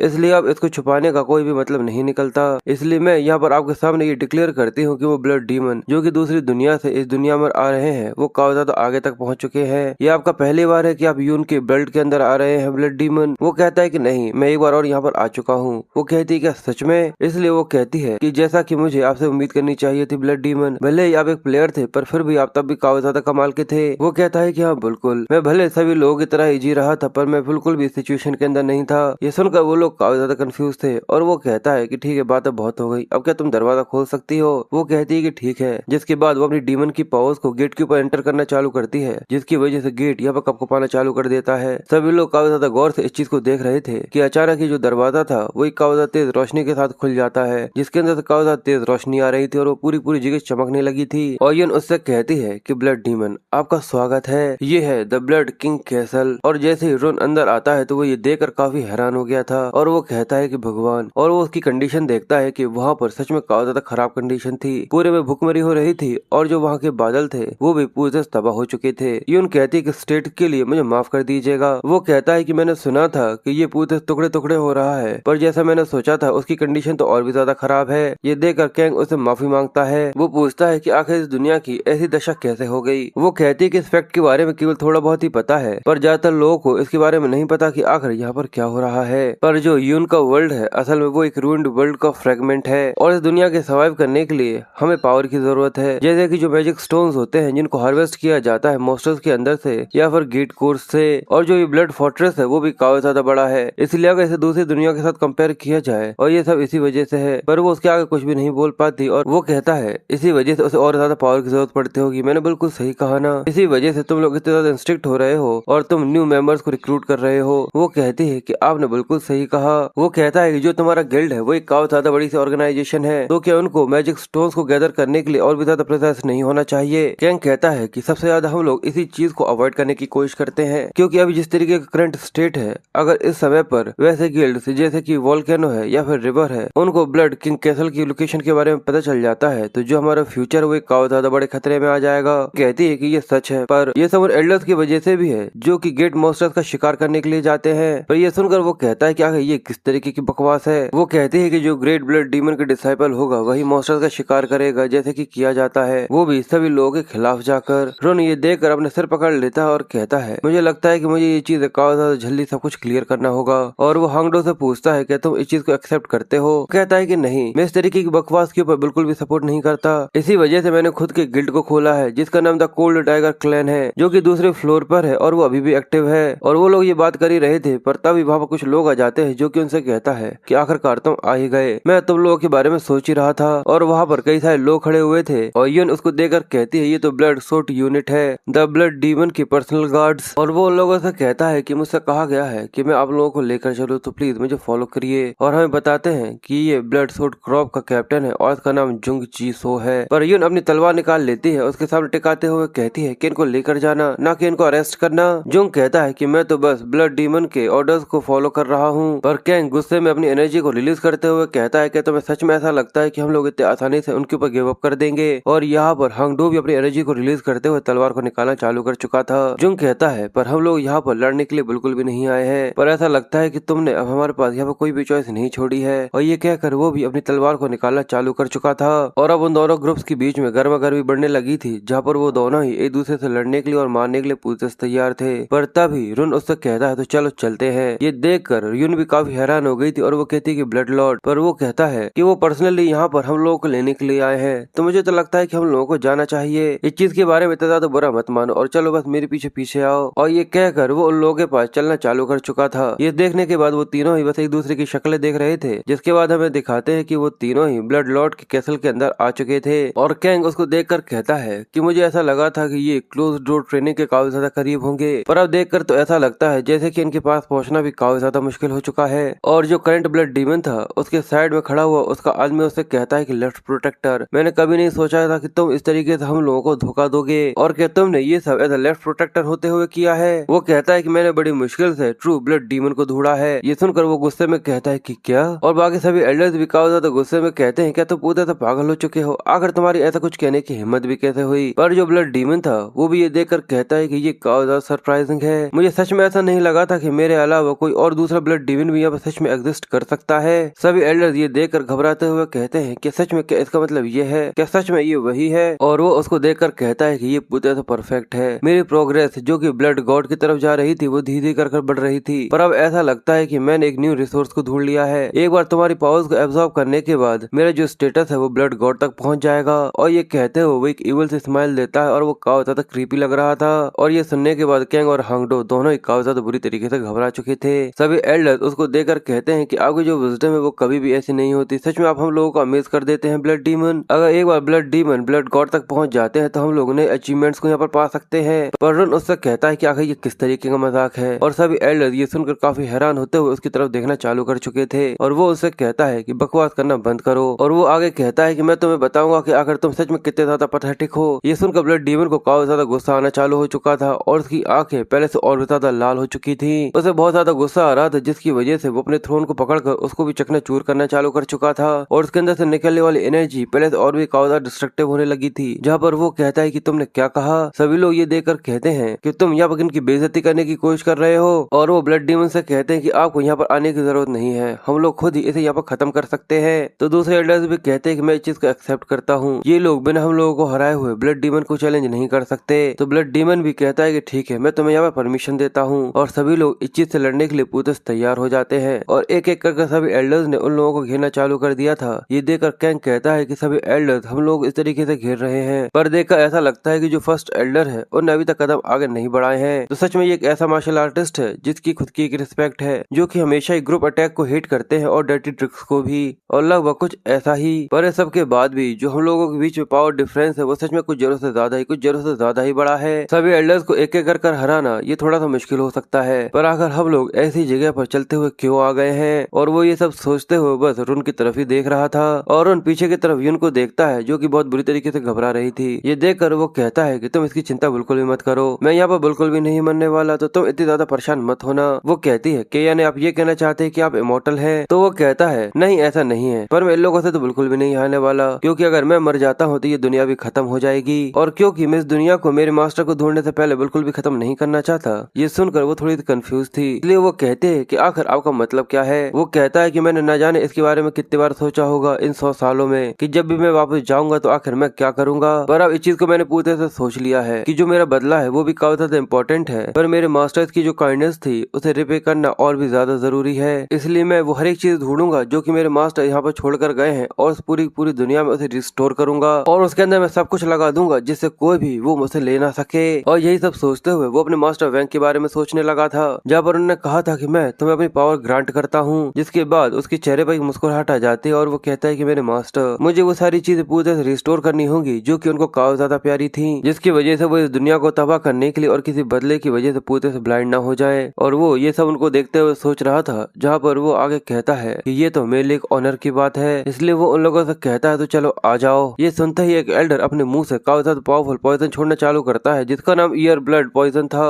जैसे ही वो उसके ऊपर छोड़ता है, ये देखकर कैंग बहुत बुरी तरीके से घबरा कर ब्लड डीमन को आवाज देता है और कहता है कि जल्दी से पीछे हटो, पर वो उसके अंदर पूरी तरह से कवर हो चुका था। और कैंग उसकी जान बचाने के लिए जैसे ही आगे भागता है, ये देखकर हांगडो जल्दी से उसको पकड़कर पीछे की तरफ खींचते हुए कहता है कि तुम पूरी तरह से बेवकूफ हो, क्या तुम सच में वहाँ पर जाकर मरने की कोशिश कर रहे हो। जिसके बाद वो ब्लड डीमन को देखता है, पर वो ये देख कर हैरान था कि वो उसकी काफी ज्यादा करीब जा चुका है और वो उसकी मदद बिल्कुल भी नहीं कर सकता। इसलिए वो अपनी पावर का इस्तेमाल करते हुए आइस स्पीयर्स खड़ा कर देता है, जिससे वो पॉइजन दूसरी तरफ ना आ सके। और वो कहता है कि मुझे बस अब यहाँ पर इन लोगों को ही संभालना होगा। और जो पॉइजन था वो वहाँ पर काफी ज्यादा बड़ा ब्लास्ट कर रहा था। ये देखकर हांगडो भी कहता है कि ये ईयर ब्लड पॉइजन है, यहाँ तक ब्लड डीमन तक इसको अवॉइड नहीं कर पाया, ये सच में काफी ज्यादा खतरनाक है, तुम्हारी डेथ पूरी तरह से गारंटीड है। और वो एल्डर ये देखकर सच में काफी ज्यादा खुश हो रहा था। वो कहता है कि जरूर इसने करंट ब्लड डीमन को इम्प्रेस कर दिया होगा, इसका मतलब जो लेफ्ट प्रोटेक्टर की पोजीशन है अब वो मेरी होने वाली है। और ये सोचकर वो काफी ज्यादा खुश था। कैंग पूरी आशा पूरी तरह से तोड़ चुका था, उसे ऐसा लगा सब कुछ खत्म हो चुका है। वो कहता है कि ये काफी ज्यादा फास्ट था, जो कि सब कुछ खत्म हो चुका है। पर तभी यून उसके कंधे पर हाथ रखती है और उसे कहती है कि ब्लड डीमन पूरी तरह सुरक्षित है। ये देखकर वो कहता है कि आखिर आपको इसके बारे में कैसे पता। वो कहती है कि ये ईयर ब्लड पॉइजन सच में काफी ज्यादा खतरनाक है, एक डिमोनिक आर्ट मास्टर के लिए भी। और सबके अलावा भले ही जो ब्लड डीमन के अचीवमेंट्स है वो इन सभी से काफी ज्यादा कम है, पर फिर भी वो काफी ज्यादा आसानी से इन सभी को हरा सकते हैं। और इसके अलावा मुझे पूरी तरह से भरोसा है, इसी वजह से मैं उनका पीछा करते हुए उनको फॉलो करते हुए यहाँ पर आपके साथ आई हूँ। और मैं ये चीज काफी अच्छी तरीके से जानती हूँ कि यही वो ब्लड डीमन है जो कि हमारे ब्लड सेक्ट को बचा सकते हैं। और दूसरी तरफ रुन, जो कि उस पॉइजन के अंदर पूरी तरह से कवर था, वो जैसे अपनी एनर्जी को रिलीज करता है, वो कहता है कि बस इतना ही है जो कि तुम यहाँ पर ये कर सकते हो।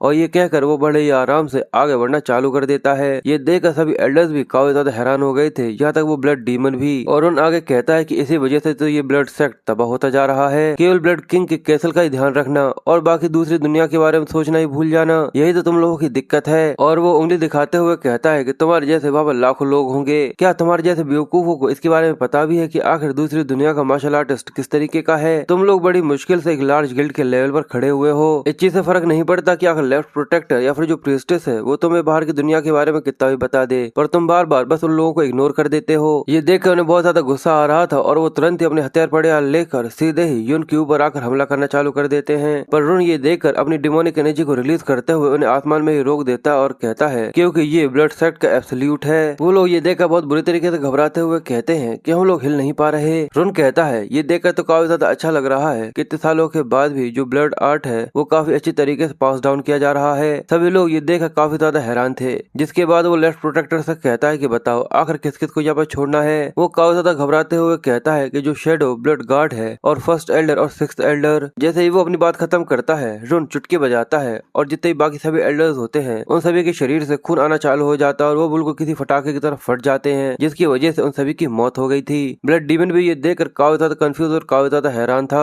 रुन ये देखकर कहता है कि कितना ज्यादा अजीब सा है ना, अगर तुमने ब्लड आर्ट सीखा है तो तुम्हें ब्लड डीमन के इन्फ्लुएंस के बारे में तो काफी अच्छी तरीके से पता होना चाहिए। तो आखिर क्या वजह है जिसकी वजह से तुम्हारा सिर अभी भी तुम्हारे कंधों के ऊपर है, फेक ब्लड डीमन। ये कहकर वो करंट ब्लड डीमन को और भी ज्यादा गुस्से पर गुस्सा दिलाया जा रहा था। अब कई सारे एल्डर्स मारे जा चुके थे और जो करंट ब्लड डीमन था वो सच में काफी ज्यादा गुस्से में आ रहा था। जहाँ पर रुन उससे कहता है कि मैंने कहा कि तुमने उस सारी चीजों को, मैं ये कह रहा हूँ। रुन कहता है कि तुमने सारी चीजों को मिक्स किया है, क्यों मैंने बिल्कुल सही कहा ना, ये प्योर ब्लड डीमन आर्ट नहीं है। ये सुनने के बाद उसे बहुत ज्यादा गुस्सा आना चालू हो चुका था और वो यहाँ पर रुन को गाली देने लगा था। जिसके बाद वो गुस्से में अपनी एनर्जी को रिलीज करते हुए उससे कहता है कि कमीने, और इसकी वजह से उसके अंदर से काफी ज्यादा एनर्जी निकल रही थी। जिसके बाद वो अपने ब्लड को अपने हाथों के ऊपर लेकर उससे एक चीज बनाना चालू करता है और देखते ही देखते उस खून के अंदर से एक तलवार बनकर सामने आ गई थी। यून ये देखकर बहुत बुरी तरीके से घबराना चालू हो चुकी थी और वो कहती है ये तो ब्लड डीमन की सोच टेक्निक है। और उस ब्लड से एक काफी ज्यादा भयानक सा ड्रैगन बन चुका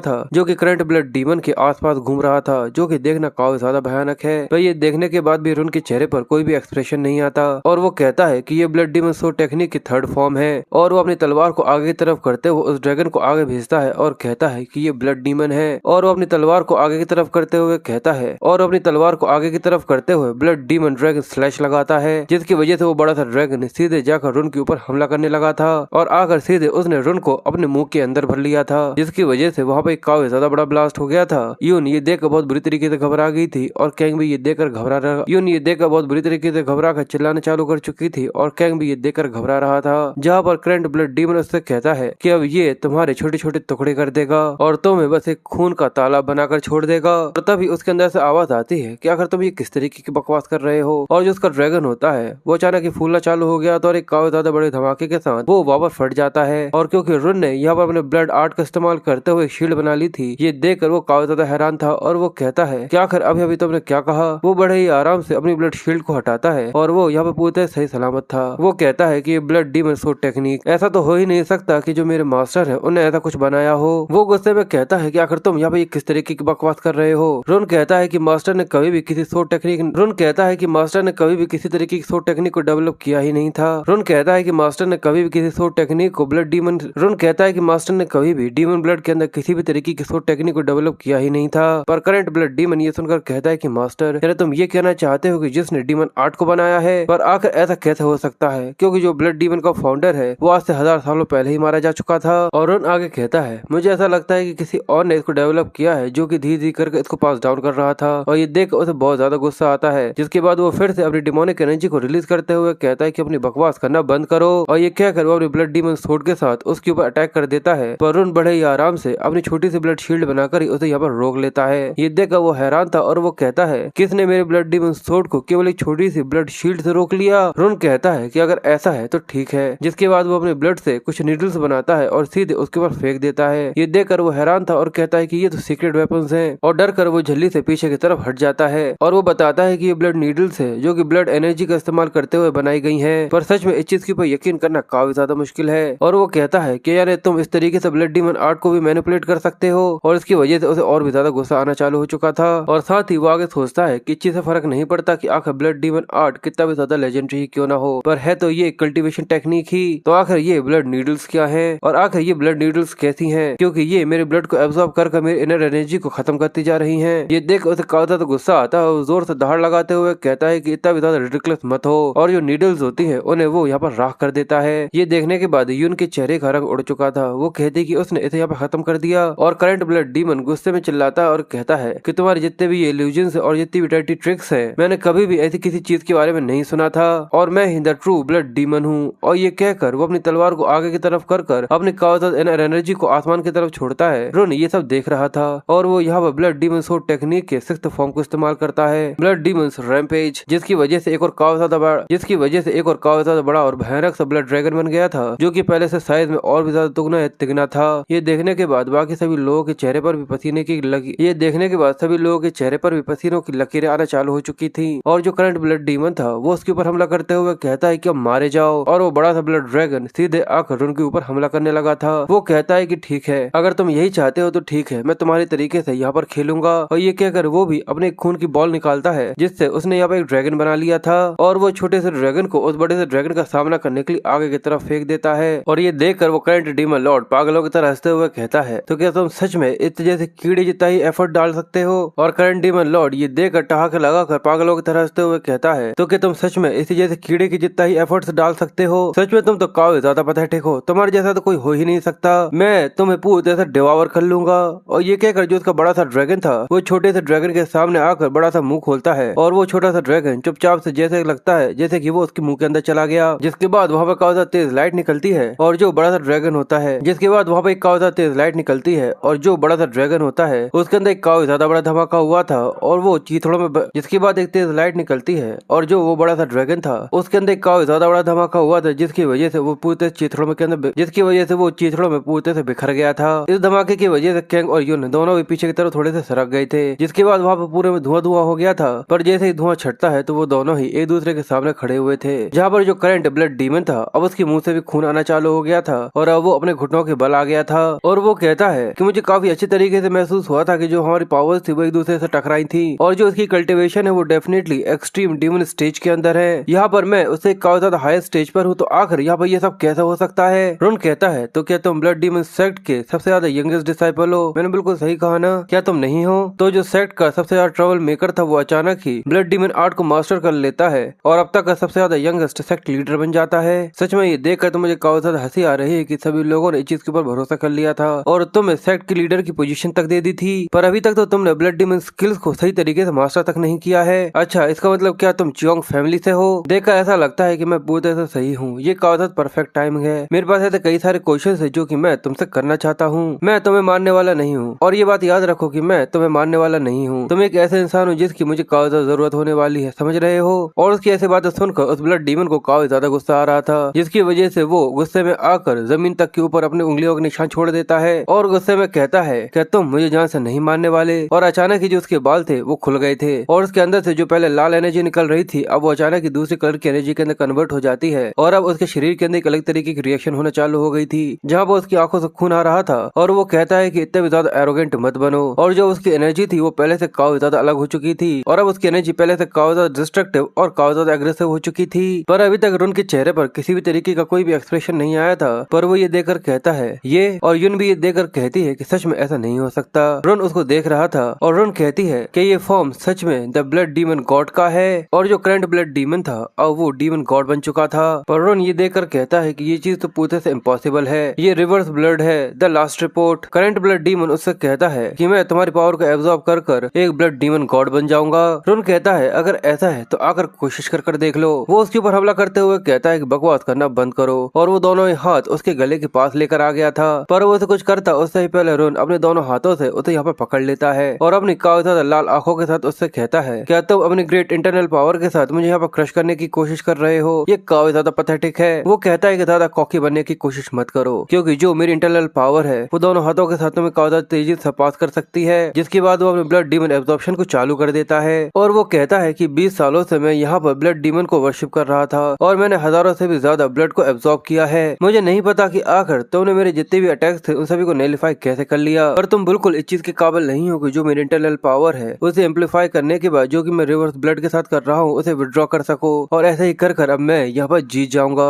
ये सोचते हुए जो करंट ब्लड डीमन था वो एक काफी ज्यादा क्रीपी और काफी ज्यादा डरावनी से स्माइल करना चालू कर चुका था। और रोन उससे कहता है क्या तुम्हें ऐसा लगता है कि जो तुम्हारी इंटरनल पावर है जिसे तुम रिवर्स ब्लड के साथ एम्पलीफाई कर रहे हो मैं उसे नहीं रोक सकता? क्या तुम सच में कुछ ऐसा ही सोच रहे हो? मैंने बिल्कुल सही कहा ना? ये देखकर वो काफी हैरान हो गया था और वो कहता है क्या ये इतने ज्यादा कामली, वो ये देखकर काफी हैरान हो गया था और वो कहता है कि आखिर ये इतने ज्यादा आसानी से आखिर इतने ज्यादा कामली बात कैसे कर सकता है जब जो इसकी इंटरनल एनर्जी वो काफी ज्यादा स्ट्रगल कर रही है पूरे कंसंट्रेशन के साथ। वो बताता है कि जो मेरी इंटरनल एनर्जी है वो टिपिकली थोड़ी सी स्ट्रगल कर रही है, ये तो बस अपनी इंटरनल एनर्जी को बर्न करने जैसा है जिससे तुम अपने अपोनेंट को यहाँ सपास कर सको, जिसके अंदर एनर्जी का अमाउंट सबसे ज्यादा मैटर करता है। पर जब कोई ब्लड डीमन एब्जॉर्प्शन को इस्तेमाल करता है तो वो अमाउंट बिल्कुल भी मैटर नहीं करता, और जो मैं एब्जॉर्ब करता हूँ मैं उसे बिल्कुल नहीं जलाता, और यही कंट्रोल की है। और ये कहकर वो अपने एब्जॉर्प्शन आर्ट को इस्तेमाल करते हुए कहता है तो चलो मैं तुम्हें ये दिखाता हूँ कि आखिर ऐसे कैसे करते हैं। करंट ब्लड डीमन ये देखकर हैरान हो गया था और वो यहाँ पर अपने ब्लड डीमन एब्जॉर्प्शन को एक्टिवेट कर देता है, जिसकी वजह से उसके शरीर के अंदर जो करंट ब्लड डीमन था उसका एब्जॉर्ब, जिसकी वजह से अब रुन के अंदर जो करंट ब्लड डीमन था उसका डीमन एंटर होना चालू हो चुका था। और वो महसूस करता है कि जो आसपास की एनर्जी है वो भी उसके अंदर से फ्लो होते हुए रुन के अंदर जाना चालू हो चुकी थी। इस सब की वजह से करंट ब्लड डीमन को काफी ज्यादा दर्द हो रहा था और वो जोर जोर से चिल्लाया जा रहा था, और जो उसकी चीखने की आवाजें थी वो उन दोनों के कानों को भी फाड़ रही थी।